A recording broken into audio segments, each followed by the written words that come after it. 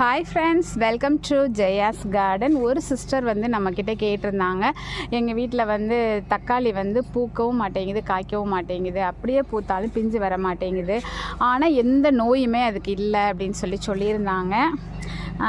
நான் வந்து வேறு ஒரு சிஸ்டர் கேட்டுறதுக்கு சொல்லியிருந்தேன், இந்த மாதிரி அது என்ன ஒயிட் கலரில் மாவு பூச்சி இருந்துச்சு அப்படின்னா அந்த மாதிரி இருக்கும் அப்படின்னு சொல்லி அவங்க வீட்டில் மாவு பூச்சியும் இல்லையா, அப்போ என்னவா இருக்கும்னு எனக்கு வந்து நீங்கள் சொல்லணும் அப்படின்னு சொல்லி கேட்டிருந்தாங்க. அவங்களுக்காக தான் தக்காளியை பொறுத்த வரைக்கும் ஹெவி ஃபீடர் சிஸ்டர், கொஞ்சம் உரங்கள் வந்து தொடர்ந்து கொடுங்க, அப்போ தான் அது வந்து நல்லா காய்க்க ஆரம்பிக்கும். லிக்யூட் ஃபெர்டிலைசர் இந்த டைமில் கொடுக்க முடியாதனால திட உரங்கள் கொடுங்க.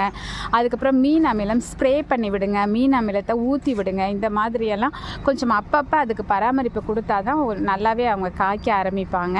அப்புறம் கொஞ்சமாக சுண்ணாம்பு கரைச்சி விடுங்க, அதில் தான் சிவப்பு கலராக நல்லா வரும் சிஸ்டர். ஓகேங்களா?